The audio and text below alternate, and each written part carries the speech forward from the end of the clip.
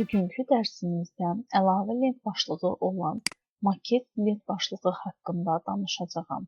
Maket lent başlığı cədvəl üzərində kursor sıxıldığı zaman açılan əlavə lent başlığıdır.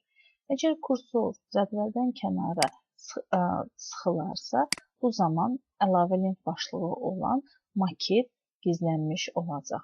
Yəni, bizim maket köməkçi lent başlığımız yalnız kursor üzərində əməliyyatlar aparılarkən istifadə olunur. Maket lent başlığının menyuları haqqında danışaq. İlk menyusu Выделitdir. Выделit yayçeku xananı seçmək üçün, Выделit stolbit sütunu, Выделit stroku sətri seçmək üçün, Выделit tablicu bütün cədvəli seçmək üçün istifadə olunur. Beləliklə, kursor dayandığı yerdə Выделit yayçeku əmrini sıxarsaq, kursor dayandığı xananı seçəcək. Выделit stolbit düyməsini sıxsaq, kursor dayandığı sütunu seçəcək. Выделit stroku əmrini sıxsaq, kursorun dayandığı sətri seçiləcək və Выделit tablicu düyməsini sıxsaq, bütün cədvəlimizi seçmiş olacaq. Əgər bizim cədvəlimizin xətlərini gizlətmək istəyiriksə, bu konstruktor, əlavə lent başlığı olan konstruktor lent başlığından qranitsadan net qranitsa veririk. Biz istəyirik ki, bizim cədvəlimiz əvvəlcə cədvəli seçməliyik. Net qranitsa. Biz istəyirik ki, bizim cədvəl xətlərimiz görsənməsin. Əgər biz cədvəl xətlərini qırıq-qırıq xətlərlə göstərmək istəyiriksə, Atabrazit setko əmrini bir dəfə sıxmaqla cədvəl xətlərini, gizlənmiş cədvəl xətlərini qırıq-qırıq xətlərlə göstərə bilərik.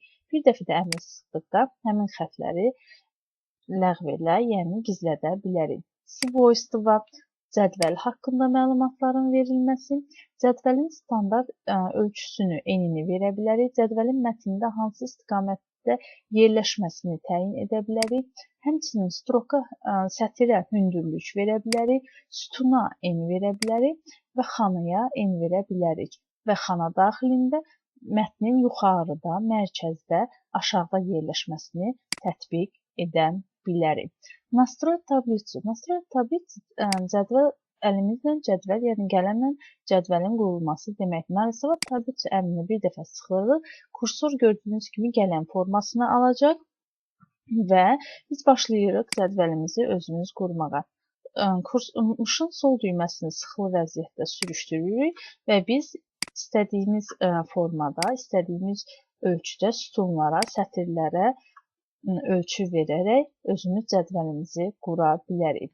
Lastik əmri ilə isə qurulmuş cədvəli silmək mümkündür. Cədvəl xətlərini seçib bu formadan silə bilərik. Udalit. Deməli, biz cədvəlimizə, ilk növbədə onu deyək, cədvəlimizə sütun, sətir əlavə eləyə bilərik. Bunun üçün stavit sverxu əmrini sıxsaq, deməli, biz bu kursoru yerləşdiririk və stavit sverxu əmrini sıxırıq. Bu zaman kursor dayandığı yerdən yuxarıya doğru boş sətir əlavə olunacaq. Stavit snizu əmrini sıxsaq, kursor dayandığı yerdən aşağıya doğru sətrimiz əlavə olunacaq. Stavit sleva, kursor dayandığı yerdən sola doğru sütun əlavə edəcək. Stavit sprava, kursor dayandığı yerdən sağa doğru sütun əlavə etmiş olacaq. Və burada udalit bölməsində xanamızı, udalit stolbcu sütunumuzu, udalit stroka sətrimizi və udalit tablicu cədvəlimizi silə bilərik. Bizim hal-hazırda boş bir sütunumuz seçilidir. Biz bunu silmək istəyirsə, udalit stolbcu əmrini bir dəfə sıxırıq. Udalit yayçeki tək bir xananı silmək istəyirik. Məsələn, istəyirik ki, bizim bu xanamız silinsin və bir dəfə sıxırıq. OK düyməsini sıxırıq. Həmən xanamız silinmiş oldu. Udalit stroku kursorun dayandığı hissədə sətrimizi silir və udalit tablicu bütün cədvəlimizi silmiş oluruq. Keçirik növbəti əmrimizə. Объединить yayçeki. Объединить yayçeki nədir? Xanaları birləşdirmək üçün istifadə olunur. Məsələn, biz istəyirik ki, bizim seçdiyimiz bu iki xanamız birləşmiş olsun. Bu zaman xananı seçirik və abidin yaçeki əmrini sıxırıq. Gördüyünüz kimi xanalar birləşdi və mətnimiz bir xanada yerləşmiş oldu. Razdelik yaçeki bölməsindən isə biz xanalarımızı bölə bilərik. Biz istəyirik bu xanamızı bölək. Bunun üçün razdelik yaçeki əmrini sıxırıq.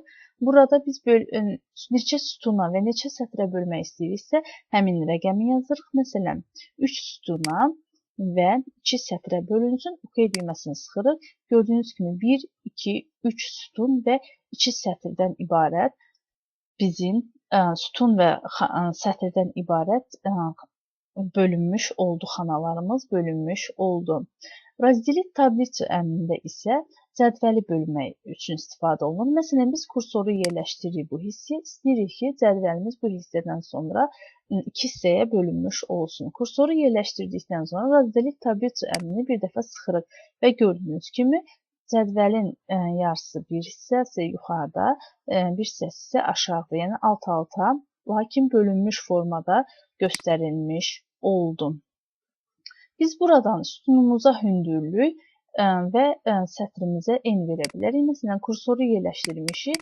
Biz gördüyünüz kimi ölçünü böyütdükcə bizim kursorun yerləşdirdiyi hissə xanamıza hündürlük verildi və yaxud bu hissədən isə xanamıza en verə bilərik.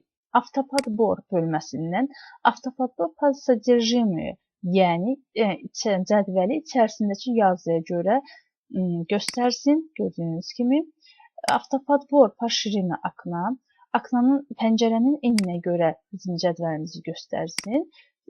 Fiksирование ширина столбца, yəni sütunun eninə görə cədvəlimizi göstərmiş olsun. Belə, keçirik digər əməliyyatlara geri qaytaraq, digər əməliyyatları da edə bilək. Və burada belə bir əmrlərimiz də var bizim. Вравнен в статус строк və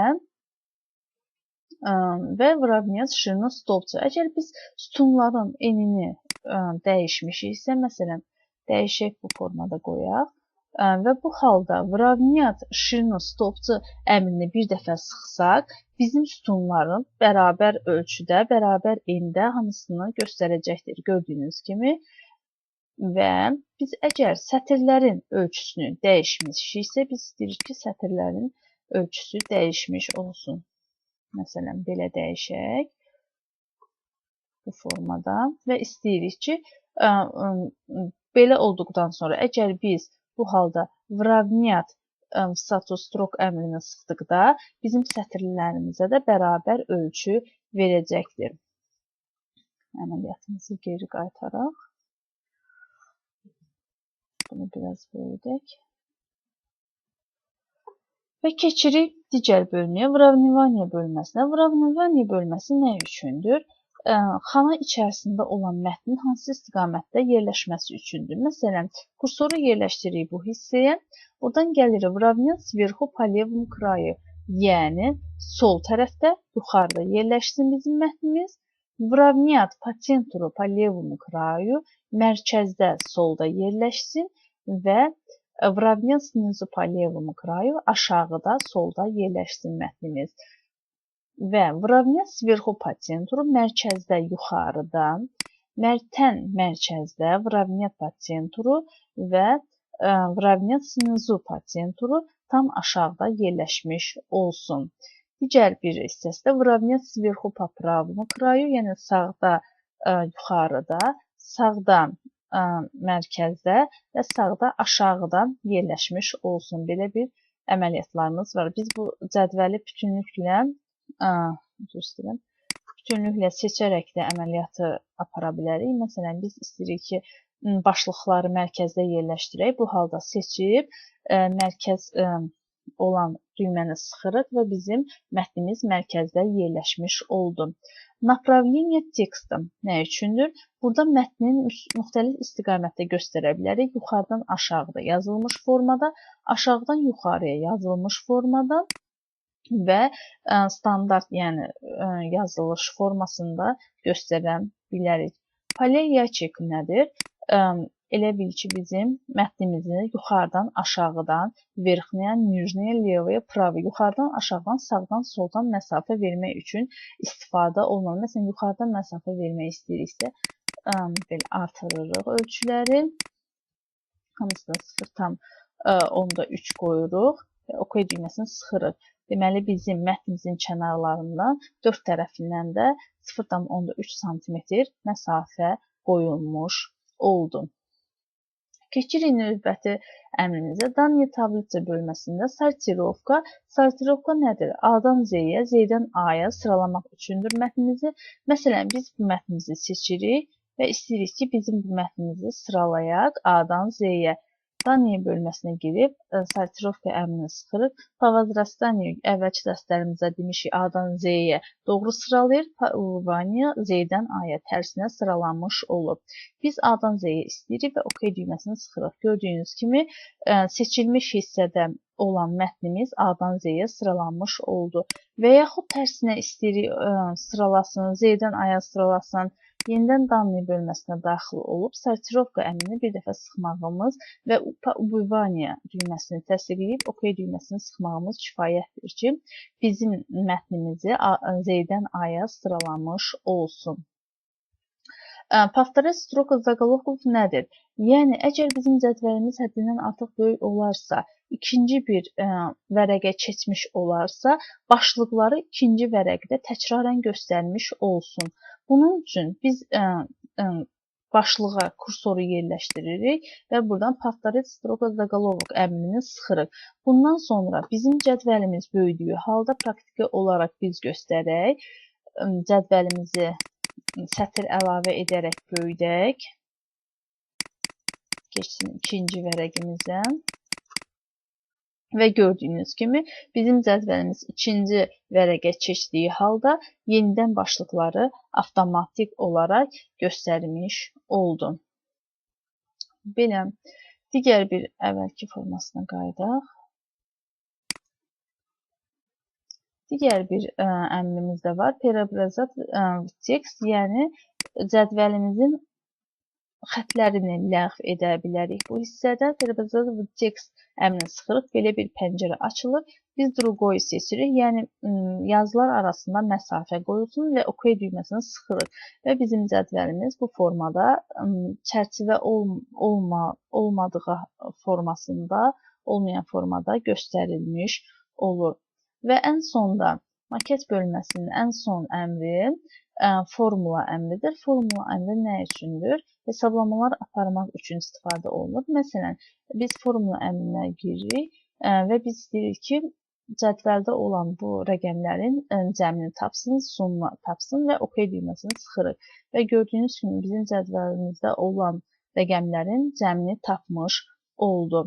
Düzdür, Excel-dəki kimi qəliz hesablamalar aparılmasa da, yüngül formalı hesablamaları aparmaq üçün istifadə olunur, yəni aparıla bilir. Əlavə link başlığı olan maket link başlığı haqqında dərsimiz bu qədər. Videonu bəyəndinizsə kanala abunə olmalı və videolarımızı bəyənməyi unutmayın. Gələn dərslərədək. Hələlik.